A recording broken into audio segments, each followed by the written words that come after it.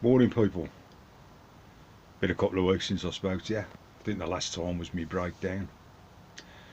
That was little Lexi spitting a dummy out. I think she decided she wanted a rest and popped off the old spark plug cap. Here we go. Just so happens, there it is. And when you look at it, wasn't a very tight fit on the old cap. And also if you look right down the end of it, it looks like the actual spline's bent. I don't know if you can see down there, probably not. So it wasn't given a very tight fit on the plug. I still don't know why it popped off the way it did. But I've put an NGK one on, a red one, red resistor type. Been using them for years, never had a problem, so, and it's been okay since. I was a bit embarrassed actually when the RAC man come, the other breakdown services that are available. Well, I had no tools, so I couldn't get the seat cover off. But when I got home and looked at it, if I'd have just lay on the floor, I would have seen it. But when you're cold and wet and you're on a motorway, it ain't really the best thing to do, is it? Lie on the hard shoulder. But lesson learned, problem solved, and she's been good ever since. I think that was 2,500 miles. I've had the engine management light come on twice. No detrimental running of the scooter, and we was running torrential rain at the time on the motorway. So I think it was just a case of a bit of water got in there, caused a bit of a gremlin. Did the old reset and that's done. Been doing my servicing every week, like I said, measuring my belts. Got to 3,700 mile. The transmission sounded a bit rattly, so I took all that, the variator off when I did my service and the belt. I've changed the variator and the belt. Now the belt started to crack, and it also only measures 17mm across the widest part. Bear with me a bit, I've got it up there. There she is. Oh, there's the crack. As you can see there, I don't know if you can see this, it is slightly cracking there. The overall width there is down to 17mm. I found that 17mm is a replacement wear dimension in a GY6 manual, but I was going to leave it on, but when I found the crack in it between the teeth, I thought no, we'll get rid of it. Scooter was running at 10,000 RPM, up just under 10,000 downhill with a side album, to be fair. And that's when it was hitting like a rev limiter. Doing the 58 mile an hour, 90 kph, but as soon as it went over 91 kph, it started to choke back as if, let me just turn that lock back on, there you go, I'm trying to timer that one. The rev limiter kicked in as soon as it got over that 90 kph, which is about 58 mile an hour. As for the rattling variator in the CVT, I also found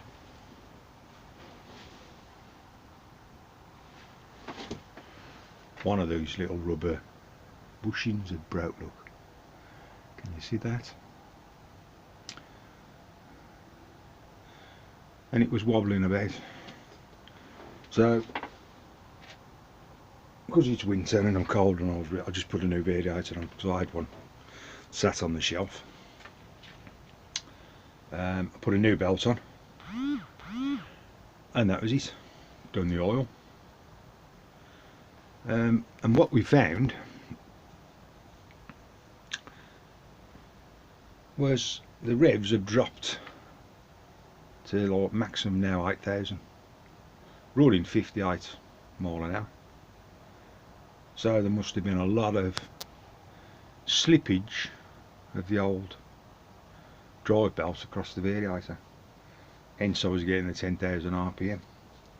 So the consequence of changing my variator and belt has took some strain off the engine, it's dropped the revs, and also it's increased my fuel consumption. I was getting 70 miles to the gallon. Since I've changed that belt and variator, I'm now getting 85. Still running flat out on the motorway, but it's now running 8,000 RPM. So I think an indicator of your high revs is wear on your belt. So I'll be keeping an eye on that. But there was no problem running at 9,500 RPM. She was still doing 58 mile an hour top speed. It was still riding okay at low speeds. I've had apart from that, nothing really. Brake caliper, I don't know if I told you about my brake caliper, my rear caliper. It sounded like a horrible rattle, like somebody threw a handful of nuts into a tin. And then when you just touched the back brake, it'd stop. So I took the caliper apart, and all it was same as the bolts really. They just don't grease nothing. So I put some Castrol red rubber grease, which is for brake calipers, on the sliders, and put a bit of ceramic grease around the face of the pistons in the brake caliper and on the metal slides where the back pad sits. There's no need to smear grease all over everything. You know, you just need to put a little dab on the contact points where it's touching the calipers. I use ceramic grease because it's high temperature grease, because the brake calipers do get hot. You don't want to use a normal grease that gets hot and runs, because what you don't want is grease on your brake discs and pads. That would be a nightmare. And that was it really. So it's all good. And we're up to, let me have a look. Where are we? There we go. I'll just have a look. See how look. Can you see that? 4,000.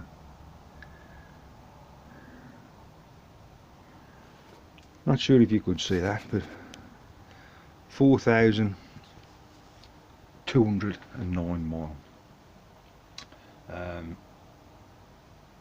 in 2.5 months.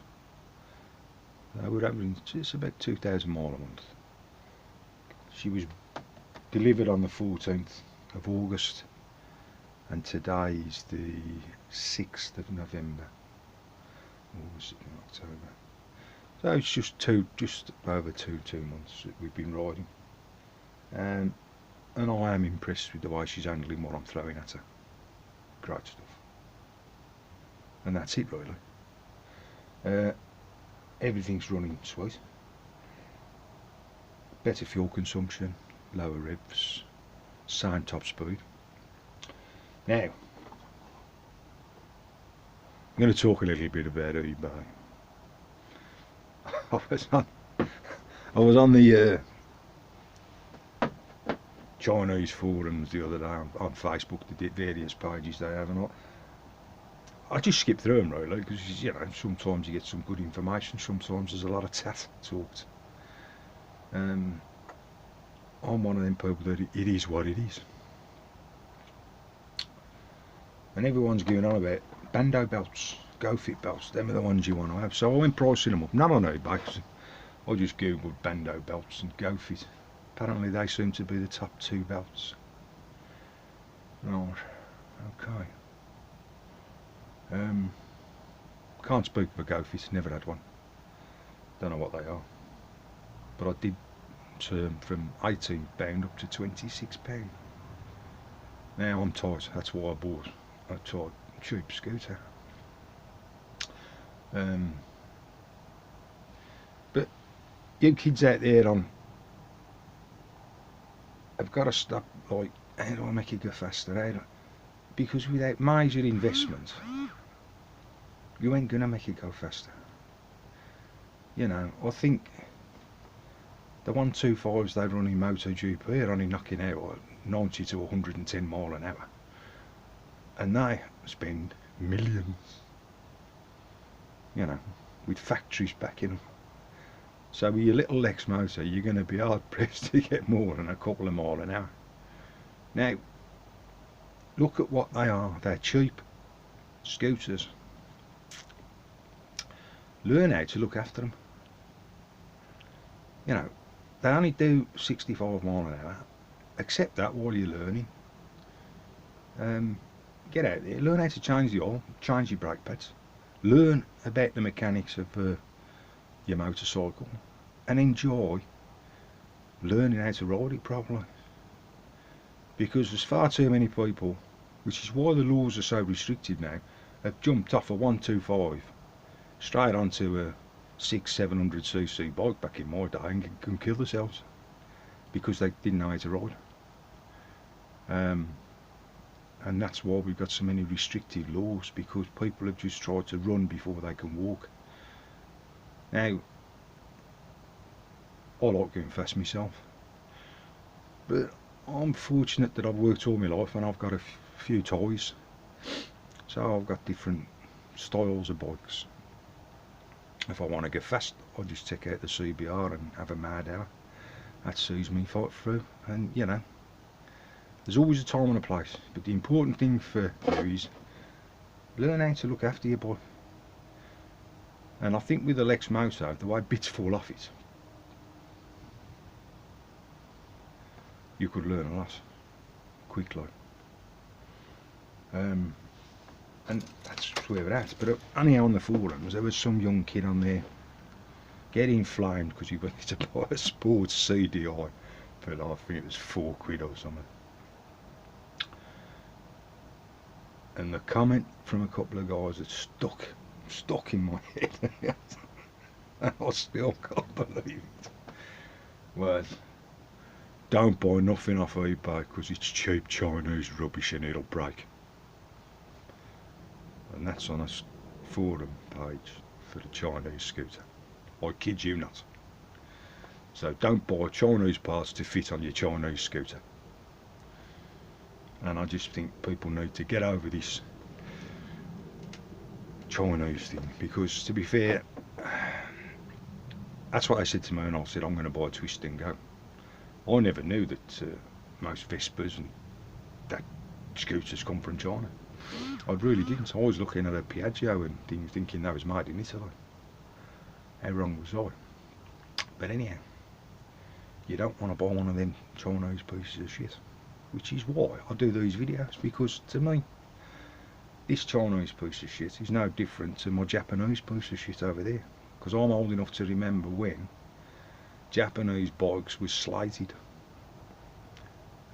Because they was pretty much similar to this Lexmoto. The bits used to fall off and they used to rust a lot, very quick.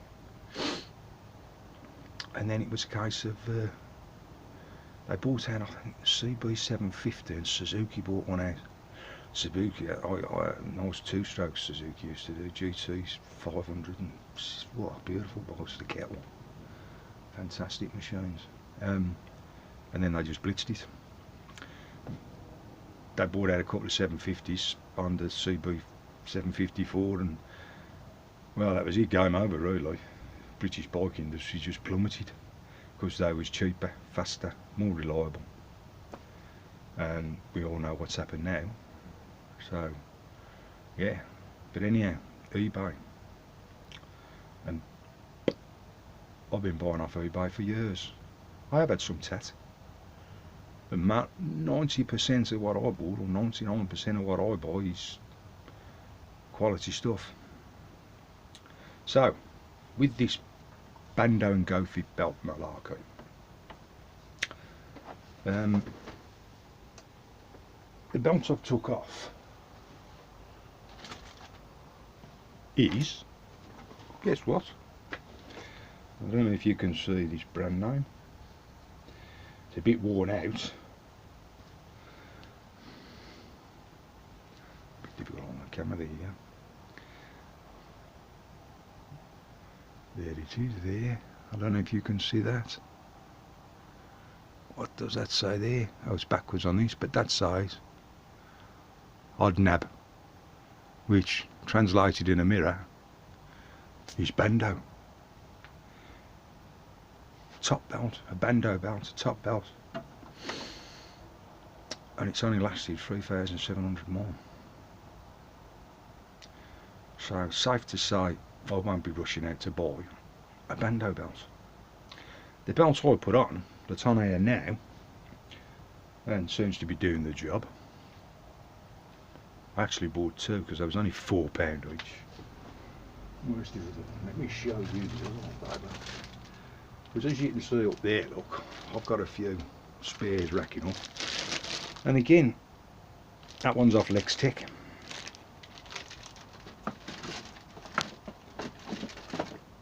It's a blue one. Ah, there you go.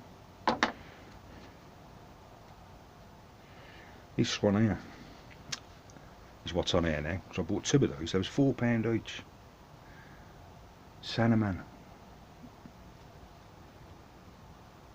From China. £4. Now, quality wise, it looks exactly the same as all the other belts I've bought, because I've got a few. That's a Sanaman from China. This one is a Power Link. I got that from Chinese motor parts online. This one here come from Chinese motor parts online, Lextech.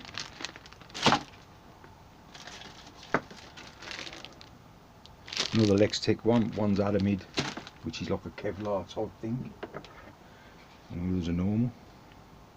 Another Lextech. Because every time I go to Lextech I buy something just to boost my spend, really, to you know, get free postage because I'm tight. So I got 6 belts there.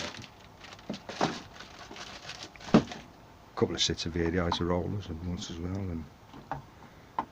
and the reason I got so many spares is because I never owned one of those machines. I don't know how long they're supposed to last, and I don't want to be caught short because this is my main commuter now. I bought it just to go to work on nights, to get me through rush hour traffic basically, because my underpan European needs major work doing to it when I get time. But it does such a marvellous job. I use it in daytime as well. Now I don't need to use it in the daytime because I leave the house at 4 in the morning, there's no traffic. And I get home at 8 on the night. Again, no traffic. But on nights, when I go to work on nights, it's rush hour from the time I leave my house, 4 in the afternoon, to probably 9:30 the next morning. So I bought it for that job. But I enjoy riding it so much that, and it's so cheap, it's cost me just £7 a day now to do 95 miles. It's saving me a fortune. So that's where we're at now. I put new belts on, the variator, the original clutch.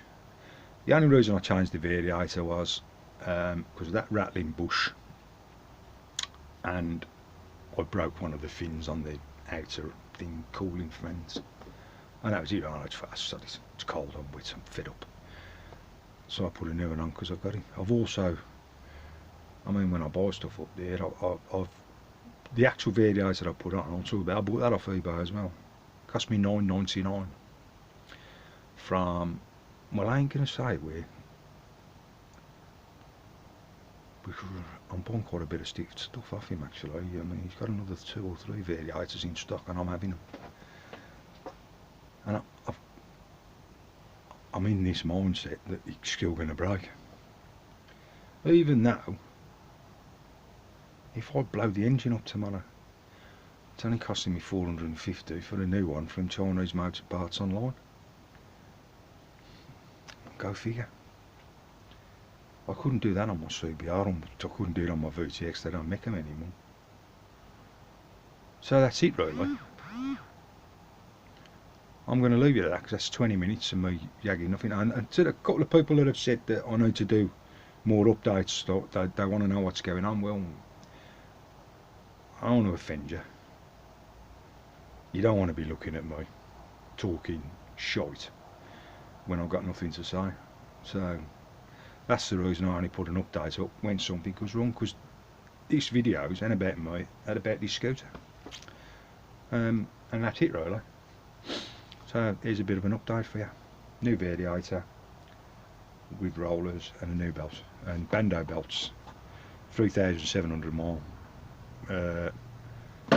Unless these ones I'm using now are breaking every 1,000 mile, I won't be going back to a Bando belt. But I've got enough up there, Lextech and Gates. I've got a Gates belt. Looking forward to trying that, but we'll see how long they last. Hope you all had a good Halloween.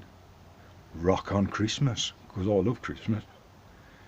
Usually means I get lots of spares off eBay. Catch you later. See you next time something happens. Have a happy Christmas.